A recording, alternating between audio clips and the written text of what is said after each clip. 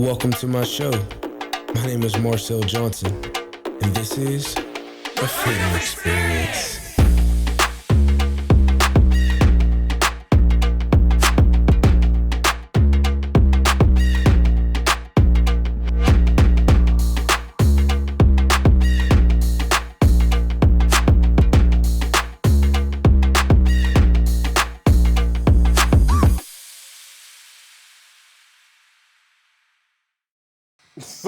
You feel me? Freeze frame. Hey, let's go. That's hard though. That's hard. Right. What's up, family? So listen, man, welcome back to the Freedom Experience. Y'all already know my name is Marcel Johnson. I'm super excited today, like always, because I got somebody on the show, you know what I'm saying, that has so many different. First of all, he's a comedian. You know what I'm saying? He's funny. Then he got so much depth to his story, and he knows how to just articulate it in a way that I feel like it's really going to impact you. So I ask you to stick around, and thank you, man. Make sure you like, comment, and subscribe, and tell your peoples about the episode. Like, hit the share button, and you know what I'm saying, do your thing. But I want to introduce y'all to my bro, Loren. Yeah, husband. Listen, a drummer. Listen, child of God. Most importantly. Husband, drummer, child of God. Bro, I love the simplicity of the title. Yeah. You know what I'm saying? Usually I like to talk to people and I ask them, like, how do you want to be addressed? And then sometimes the Holy Spirit just gives me stuff, but the Holy Spirit gave that to me, and bro was like, that's it. That was it. So, first of all, I want to ask you, how did you even get to where you are today as far as drumming? Because I know that he do a lot of stuff, like, he's a musician. You do, like, other stuff, too, Yeah. but when did you start becoming, like, when did you get into drumming? Okay, so my dad, my dad was, I think it was like a Friday night service. Yeah. And, you know, they had a band situation or whatever, and the drummer couldn't show up for some reason. How old was you? 2. 2? Between 2 or 3. Bruh. Yeah.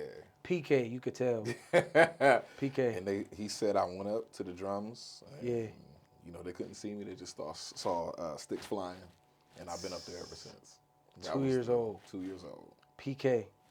Yep. So how was it like being a PK? Was that all your life, or was that part of your life? It was all my life. I mean, it's still happening now. Like, wow. Even after my dad passed, my mom took over the church. Wow, yeah, bro. So, I mean, PK life is it's crazy. It's crazy. A lot of people say, you know, PK's y'all so bad, whatever. Yeah. I don't believe that.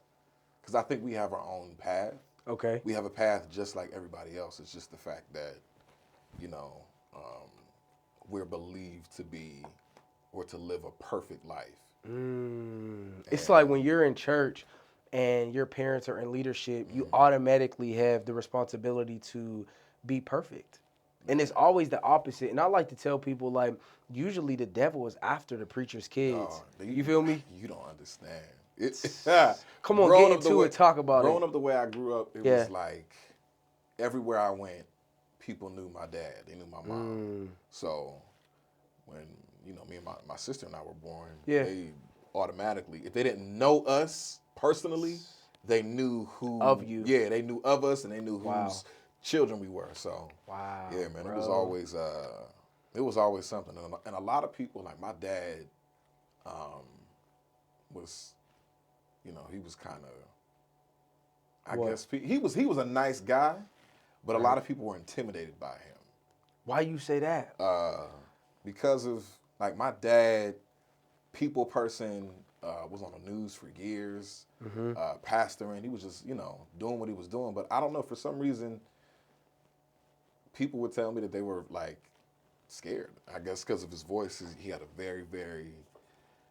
So look, let me ask you this. Was your dad, like, very authoritative? Because a lot of times pastors can be very authoritative, especially back in the day, pastors. Yeah, things evolve now, but... Like, I would say from the time that my dad, like, maybe the time where I was 6 to, like, 10, where you really start paying attention to certain things. Even younger. It's like, my dad kind of, he was authoritative. Yeah, I figured. But it wasn't a situation where he It wasn't too much Yeah, control. it wasn't controlling. He did it out of his. My dad loved the Lord first off, Facts. and he tried to live his life Yeah. according to the word. So, you know, and he like there were things where he realized where he was younger. He's like, oh yeah, that was culture. That's not Yeah. biblical. Yep. So let me, you know, he would make changes and make things, and there were some certain things where he didn't struggle with it, and there were certain things where it was like, this He is, did. you know. But this is the thing, Yeah. like I tell people all the time, church people are not perfect. They are just regular people They who never are have following been. God and trying to work out their salvation into perfection. And I think that we put so much hope and so much and I mean, don't get me wrong, we do have to pay homage and respect to Right. our leaders. Right. However, we can't look at them as Jesus. They're not perfect. No. You know what I mean? But See, I'm that's saying that's the thing about What? it, man. It's like a lot of people don't understand yeah, when the word talks about there should be no other gods before me. come on, bro. It's not just that you make this thing a god. Yeah. It's that if it becomes a god, God is obligated to destroy it. Ooh. God is obligated to destroying your idols. He's obligated Dang. to destroy the idol. Dang, bro. That was You know what I'm good. saying? Like That was good. like Let me ask you this though. So what are some traumas that you face being like in the church? Because people be going through like so much a stuff. lot bro. of people do go through a lot of stuff in the church. It's man. deep. I wouldn't even say there were a lot of situations where I feel like the preacher's kids, Yeah. a lot of people put their stuff Yeah. on us. Yeah. And the thing that I particularly like would see is like a lot of people would see my father and my mother at church. They would see them in the community doing what they would do. Right. But they wouldn't see what that would do to them at home. You know what I'm Ooh, saying? Like the home life yeah, be the crazy. home life is different because Yeah. it's like and it wasn't like my dad was like, oh, I'm this way up here and Yeah. this way at home. Nah, he was the same, but it's Right. just I saw the effect of you know having to deal with so many people, having to deal with because my dad was in ministry for years. It's not bro. It's It is not not easy. easy. It's not and there easy is a at all. price. It's a price that you gotta pay.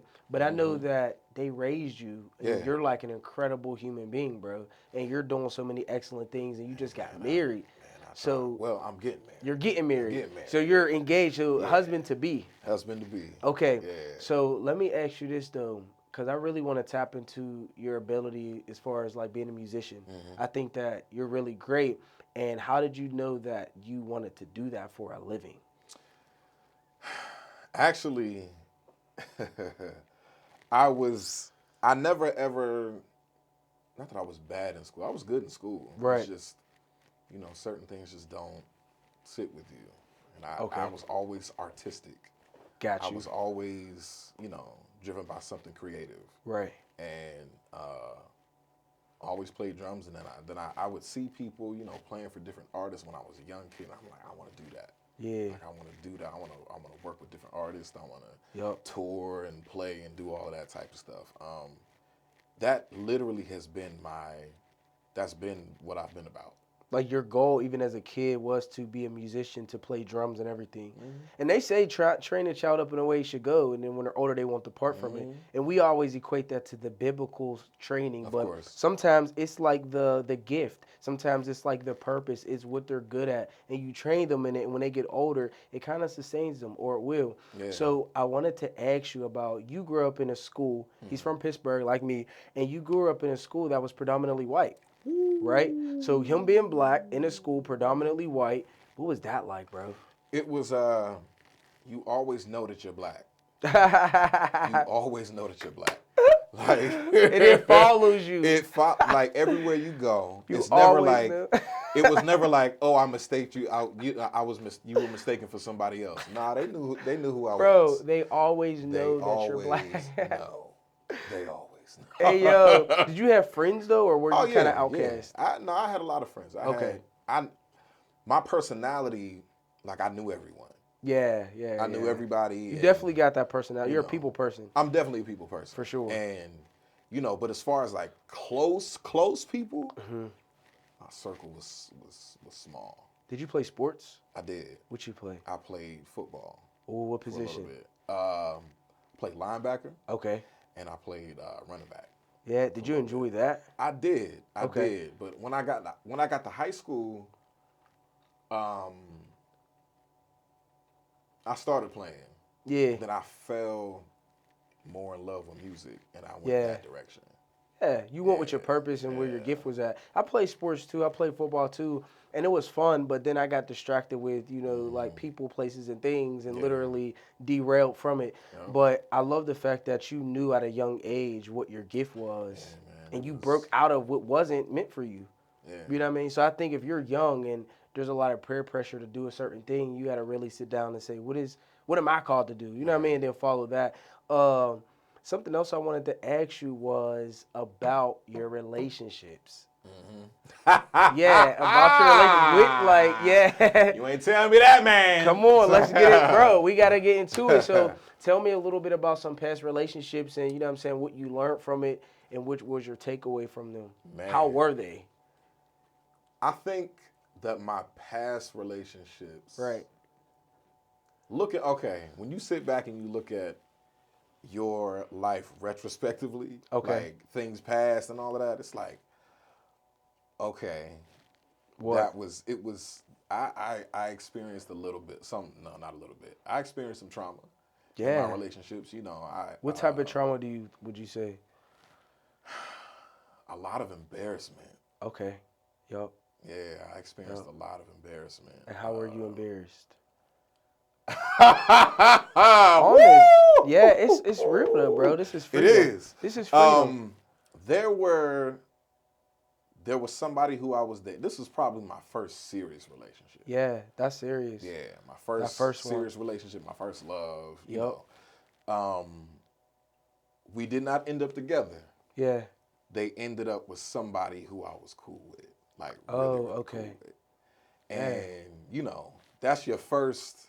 That was like my first like real heartbreak. Ooh. You know what I'm saying? That changes you. Woo, man. So that was the embarrassment part of it? Oh yeah. How did you process that? How did you heal from that? I stuck to playing, man.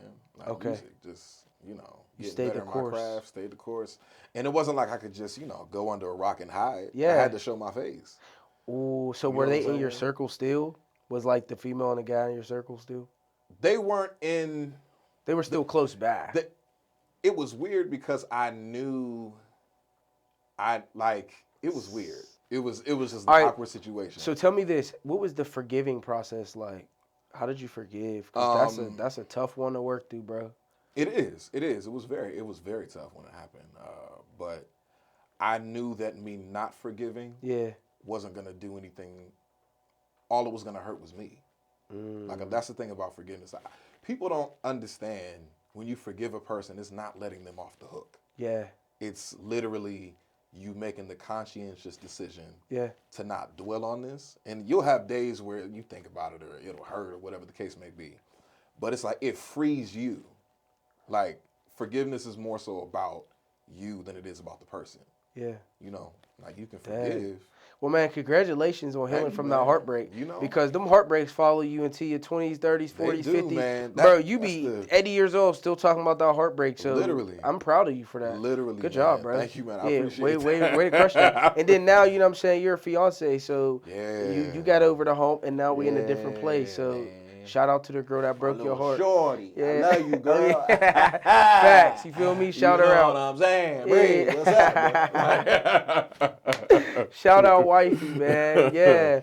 Bro, okay, so look, I want to play a game with you. You ready? So it's called word recognition. Okay. So I'm going to give you a word, and this is called the Inspo edition.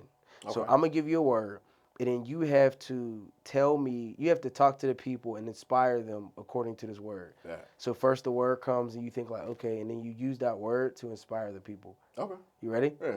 All right, so the first word, faith. Faith. Man. We talk about faith being something, it's believing in God and all this other stuff, but it's actually believing in something bigger than what you actually are. Because I feel like a lot of people talk about faith. Yeah. but they don't really believe because they try to put their hands on everything. Wow. You can't believe in something if you're constantly like you were talking about earlier. You just have to. It's something that's innate in you, and a lot of people try. Like I remember a friend who I had, who they kept saying to me, "I don't have any faith. I don't have any faith," and it's like you were created with faith. Like that's the basis of who you are. And there really isn't anything that you can do to get rid of your faith. You can dim it. You know, the enemy tries to come and, dim your light and all of that type of stuff. But as far as like that inner thing, that thing within you that gets you up out of bed and in the morning when you don't feel like doing nothing, that's the thing that's faith. That's the thing that the thing that gets you up out of bed, the things that gets you to move. I believe that's the belief in me. Like that's the belief for me. Right. Because I can't, So then, like, what would you tell them? Like, faith is like you do have faith. Faith is like getting up and continually facing the problems that you are looking to. Yeah. It's for me like faith. Of course, it's believing in something, but I feel where people go wrong. Okay. Is their belief is more so in themselves. Exactly. And then Facts. when they believe in themselves, that's where their faith gets low or whatever the case may be. You literally have to take your hands off the reins. So, like, we were just talking about this behind the scenes, and I was speaking to him, and what I said was, like, this is a season where you're not going to have to work for the things you're trusting God for. This is a season where you have to just let go. And I told him that a lot of times people miss the promises of God because they don't think that God is going to come through, so then they start trying to work for it. And then what happens when they work for it is they're outside of faith. So it's like you miss God. It's like God is trying to pick you up at a certain location called faith. And if you're not waiting for him and you're trying to do it by yourself, you kind of miss that opportunity. Now, the grace of God will still pick you up from where you're at. But you got to let go and just allow God to work it out. So the next word is music. Man, the universal language. Come on, everybody, everywhere, around the world. I can be in Croatia and not know the language. Nobody. But I start playing something and somebody is going to feel something or they can play something and I might not know anything about that. So if somebody's sitting, if somebody's sitting on their gift right now and is considering or concerning music, what would you say to them to inspire them to get up to start operating in their gift? Just start. Don't think. Just start. Because if you think about it, I'm this way to a certain degree. Being artistic, you want stuff to be the way that you see it, and it's like I've been doing this for 30 minutes. Why am I not a master? You know what I'm saying? How would you describe being an artist? You see the world through a different lens. You see the world through a different lens when everybody sees blue. You'll see like green or red or purple or periwinkle. Okay, like, you know what I'm saying? Like you're just creative and you see. Yeah. You know what's crazy is I believe that I'm an artist. Yeah. Because I see things so differently. I love music. You can't do all of this and not be an artist, man. How do you like the studio? The set is dope. You like it? Yeah. Yeah. Most definitely, man. Yeah, that was artistic, putting that together. Yeah. All right, so you did this yourself? Yeah. See, I mean, come on. Like me and my team, we just, but like I created it. God gave me a dream and showed me it in a dream and then told me like he wants me on TV. And I said, okay, well then how am I going to do that? And he told me and gave me the vision for it. And he said, make your own TV. So he put me literally on TV himself. This was not like my real plan. I knew as a kid it was going to happen, but it was his plan. But that's my way of expressing art. You feel me? Yeah. But I want the last word is transparency. Man. Yeah, come on, bro. Because so many secrets be in church. Yeah. So many secrets, we keep them, we hide them, and I think that's what keeps us in bondage, and it keeps the enemy running our life because we're fearful of just being transparent in truth. But, like, truth frees you. It really does. So, like, what would you say and inspire, or how do you feel about the word transparency? First off, with transparency, you can't be transparent with the world if you're not transparent with yourself. You can't. Come on. It will not work. Why not? Because I mean, it's like, imagine if I walked in here and we talk about all this transparent stuff, but I have like a bandana on my eyes and I can't see anything. Yeah, you're blindfolded. Blindfolded, and I'm filtering. I will be able to experience and hear what you're saying, but that's my vision is one of my main senses. So how does a person become transparent? They gotta look in the mirror and not hate what they see. And if they do hate what they see, they have to admit it.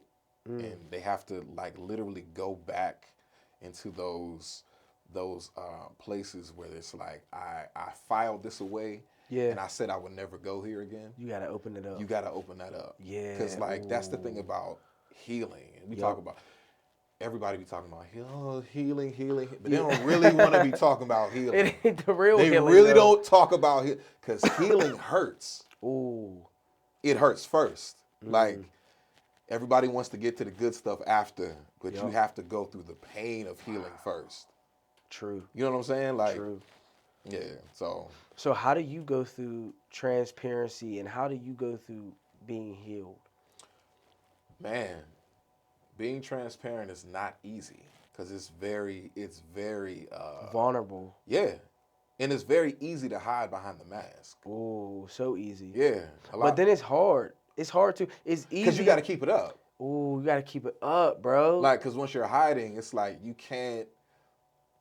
Once you're hiding, you can't let people know that you're hiding. Yeah. So you got to keep up the faux aspect of you. The whole facade. Yeah. And it's just like wearing a mask on Halloween, coming home and keeping that mask on, keeping it on at work, I mean, keeping it on. literally It's people like, do bro, that. take that mask off. I can't stand that stuff, man. Especially with the way that I grew up. Like I grew up around a lot of, pastors and ministers and then all that stuff. I met great people, really famous people, all of that great stuff. Oh yeah, cause you travel, you meet. Yeah, so like, listen, y'all. Like, disclaimer: he travels. He is a musician. He plays in different bands all over the place. He's always. I actually met him at an event. You know what I'm saying? He's like popping, traveling, going places, using his gift. It's not like you're just sitting on your gift. So I really wanted to honor him, and I really wanted to highlight the fact that you're doing incredible things, bro. Thank you, man. And even though everybody might not see it or recognize it, we do here at the Freedom Experience, and that's why we wanted to bring you on and really honor you and tell you thank you for being a good trailblazer and for being represented, being what is it called? Representation. Being good representation for young black men who have gifts, who are trusting God to like really come through for them. And you're doing it, bro, in an awesome way. I appreciate that, man. Representation is important. I'm serious. Dude, because it's weird for me to sit here and have people say good things about me. Because not that I think terribly about myself, but it's like people just sitting and listen to compliments. It's like, yeah. That's what. So look, this year God really has me focusing on loving myself. And that means like really being able to sit in what I'm good at, because he said, listen, I created you to receive glory from me, but just don't hold on to it. Like let it go through you to me. So what I'm doing is learning not to say, oh, that's all God. It's like, thank you, I appreciate that, and take it in and feel good about yourself, bruh. and then release it. Same thing. You feel man. me? That's what you gotta do. Yeah. So I just wanted to release that honor, that glory. That, you know what I'm saying? To say, I see God working through you. I see you operating in your gifts, and I see you navigating this life in such an intentional way. You're in the spirit, and you're doing a great job. And it's hard whenever you come out of religion. Growing up in church, there's so much religion put on you. You have to really fight through the religion to get to the spiritual relationship part. And I know that journey wasn't easy. No. How was that? It's, like you said, man, it's tough. It's like, it's like walking through the Matrix. It's like once the scales fall from your eyes, you see the world different, man, and it's like, oh. So look, you travel so much, right? I travel, and you travel a lot, like compared to somebody who doesn't travel at all. Would you could say a lot, or would you say a little bit? I mean, I guess you could say a lot. I guess it's decent, you know what I'm saying? But so this is my thing too. Whenever you're going into all these different churches and you're going into all these different things, they have different cultures and different belief systems, and they kind of make you conform to whatever they believe while you're under their covering in their church. Is that difficult? That, you know what? That's why I thank God for my gift. Yeah. Because a lot of times And not even just my gift, but the way that I went about my gift. Yeah, Because a lot of bro. times when you're gifted, like people try to push themselves forward, then you have to conform to something. Yup. But I just was what I was. Just like I yourself. I did myself. I did it the way that God gave it to me, and then people sought me out. Yup. And I was able to be me. I love that. You know what I'm saying? You didn't have to conform. Yeah, and it's, conforming to some, like, there are some things, of course, structural things. No, there's rules and regulations. Right, rules and regulations that you have Yeah. to go by. I get that. That's all cool. That's perfect. But a lot of times, when those rules become, things that you can't deviate from, Right. that's where I be having issues. Because it's like, that's not a rule, it's your preference. And now you're putting your preference, you're pressuring me to be under your preference while using my gift. And it can't coexist. Something's got to give. Something's got to Something's give, got to bro. give. So, like, okay, you push past all of that, you still use your gift. And I think that's why God continues to make room for you. Because you know how to do it. That's what I'm saying. You got to know how to navigate through the whole everything. Like, you're doing a great job. Thank you, man. So, I appreciate that. yeah, I want to do rapid fire questions. Okay. You ready? Yeah. All right. So, what is your favorite song? Whoo! Why would you ask me that? Favorite song? Favorite song, bro. Oh, man. Goodness gracious. Woo. Can I come back? Come on, bro. Come on. Man. Come on. What's my favorite song? Okay. Are you talking genre specific? Whatever. You know what? I'm going to go with Human Nature, Michael Jackson. Ooh, okay. Quincy Jones. Favorite is artist? My favorite artist. I'd have to say Michael Jackson. Michael Jackson? Yeah, Okay. Michael Jackson's a legend. He's the Legend. king about. Okay. What about biggest mistake? Biggest mistake. Whoo. Man, this is heavy. Yeah. Biggest Freedom mistake. experience. Let me see. What is my biggest mistake, Loren? What is your biggest mistake? I think looking at my life now,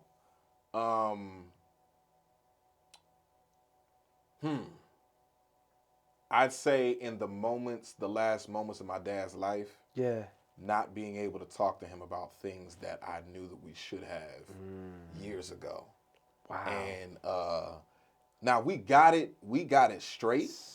We got it straight and everything, and I thank God, because I would not have been able to be where I am in the headspace had I not. But yeah, I wish that there was, even on both of our sides, that we just could have hashed some stuff out prior to. I feel like that would have affected how we went about, showing our admiration and love to each other. Bro, I love that so much. So if you're at home and you still have your mom, you still have your dad, I say literally. Which camera am I at? This one. This one? Tell them. Tell your parents you love them. Tell your parents you love them. It is not too, put your pride and your ego to the side, because I'm saying this as a person who's recently lost their father. I lost my dad on May 2nd of last year. So, technically 2 years ago. No, I guess it's 2021. So, Bro, my dad May 18th. I was May 2nd. That's crazy. Or dads, bro. Bruh. I never realized how naked I was until my dad was gone. Wow. It was like when my dad died, I would get dressed in the morning and walk out my house and feel like I hadn't put clothes on.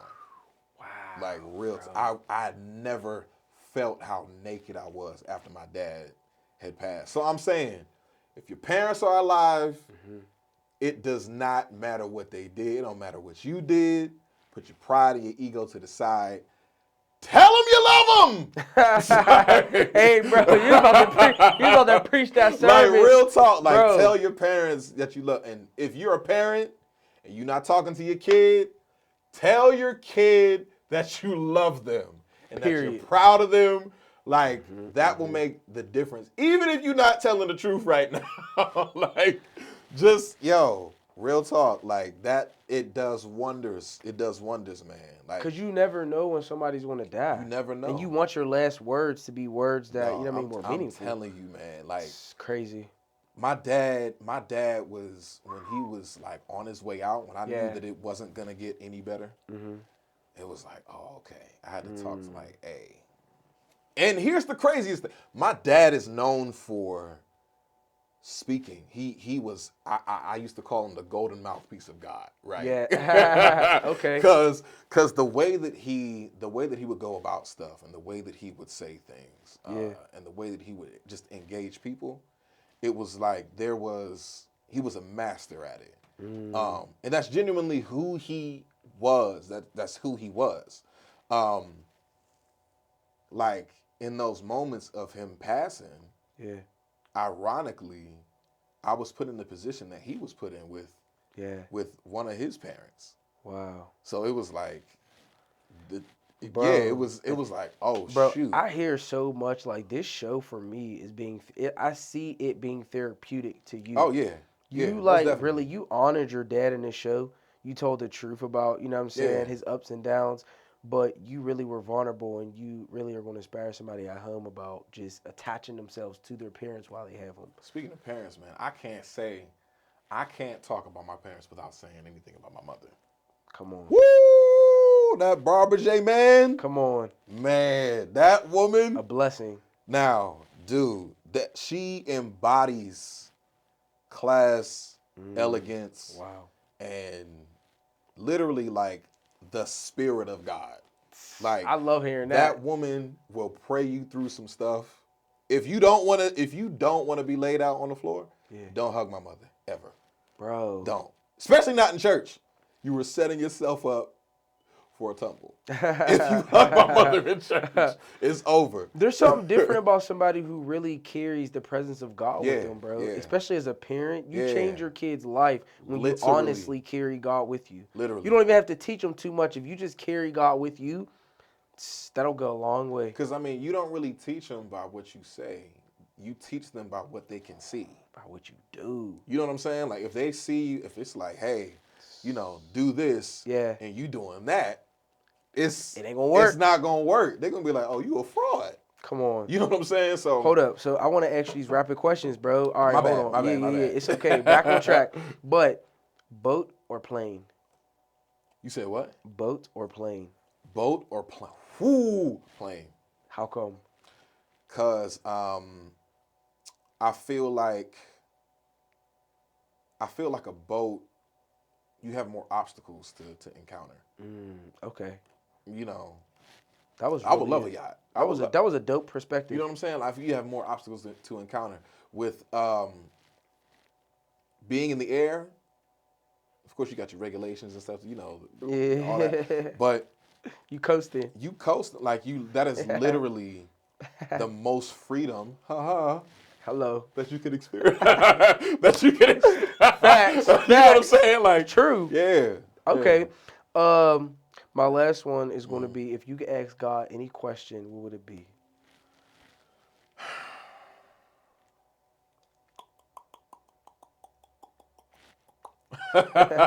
And he had to answer you, and he was going to answer you right away. You know what? If he, okay.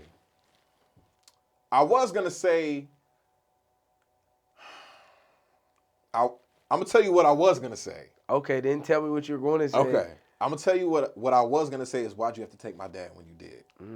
But with my father, I feel as if there are certain people who I feel align with this, especially like when you live your life according to the word and by the spirit. There are certain people that are worth more dead to the body than alive. Wow. Because it's like, I feel my dad fell into that category. Because, you know, for so long, my dad had been, he wasn't supposed to live past the age of 11. What condition? He had asthma. Okay. Like, debilitating asthma. Wow. Like, he missed years of school because of his asthma. So he was on this earth to be a blessing, and basically you're like, he's better off in heaven now than on earth. Because there are certain, there are certain people where it's like, okay, I hear what you're saying, Yeah. but as long as you're here, I don't have to take that Yeah. because you're here for me to solidify that message. So when my dad was gone, Yeah.